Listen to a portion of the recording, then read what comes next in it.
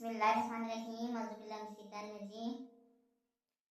शहादत हुसैन के बाद औलाद रसूल सल्लल्लाहु अलैहि वसल्लम को कैद करके हज़रत इमाम हुसैन के सर अनवर को तन से जुदा करके नेज़ों पर बुलंद करके शाम की तरफ ले जाया गया। तो जहाँ जहाँ से यजीद का काफिला गुजरा, लोग पूछा करते कि ये किसका सर है और ये बीबियाँ कौन हैं। जिसको भी मालूम होता कि ये रसूल सल्लल्लाहु अलैहि वसल्लम का खानदान है तो आपके दिल ही दिल में इन जालिमों पर लानत करता और कोशिश ये थी कि ये लाइन हमारे शहर ना रुकें।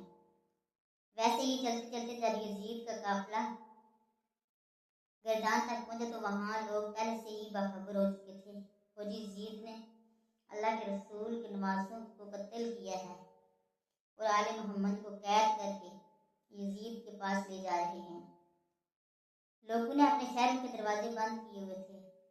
काफिला शहर के बाहर रुका और दरख्त के साए में यजीद की बारिश होने लगी। जब रात हुई तो रात करीब आया और देखकर एक नूरानी सर है, कहने लगा कि आसमान से फरिश्ते आकर सलाम कर रहे हैं और वो सर कुरान की तिलावत कर रहा है। जैसे ही वापस अपने घर गया, पूरी रात सोचता रहा कि ये किस मुकद्दस हस्ती का सर हो सकता है। बस फौरन सुबह ही सिपाहियों से पूछने लगा ये किस हस्ती का सर है। और ये यजीद कहने लगा, और यजीद ने कहा ये हज़रत इमाम हुसैन इब्न अली का सर है।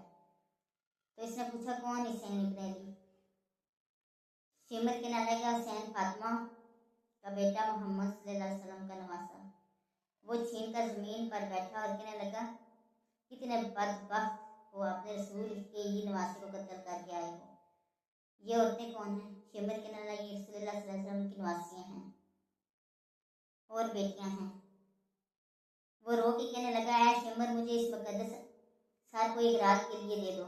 शिमर कहने लगा ये काफिला शाम जाकर रुकेगा क्योंकि हमें यजीद से बहुत बड़ा इनाम मिलने वाला है। रात कहने लगा मेरे पास भी 10 आज़ाद दिरहम हैं, अगर एक रात के लिए ये सर मुझे दे दो तो वो मैं तुम्हें दे दूंगा।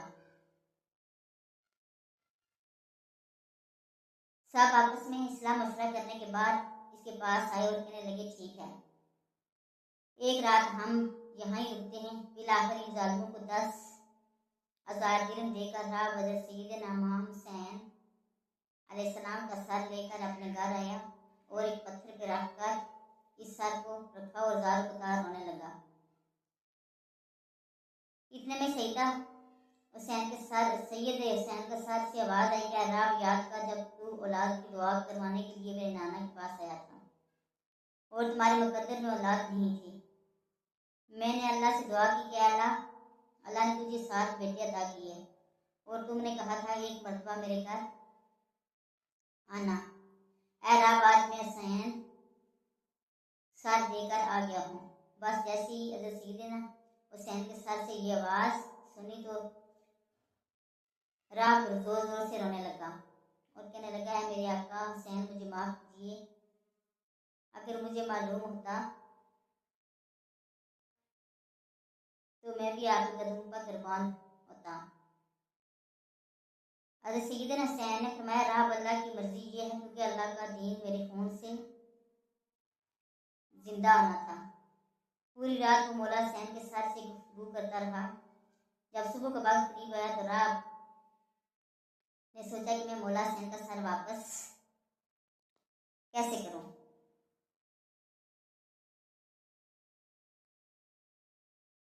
तारीखी रवायत मिलती है कि जो 7 बेटे हज़रत सैयदना हुसैन की दुआ से राब को मिले थे, इनमें से एक बेटे का सर कलम करके शिमर के पास लेके गया। शिमर ने जैसे ही सर खोल के देखा तो कहने लगा तो हुसैन का सर नहीं, ये तो हुसैन का सर नहीं है। रब वापस आया और दूसरे बेटे का सर कलम किया। इसने वो भी देखा तो कहने लगा ये हुसैन का सर नहीं है। ऐसे ही करते करते राब ने हज़रत हुसैन के इश्क में अपने 7 बेटों को कुर्बान कर दिया। जबकि आखिरी बेटे का सर शिमर के सामने रखा तो वो कहने लगा ऐ राब, तू वादा खिलाफी कर रहा है। अगर हुसैन का सर नहीं दिया तो हम तेरे भी खानदान को कत्ल कर देंगे और तुम्हारी बीवियों को भी कैदी बना के बनाएंगे।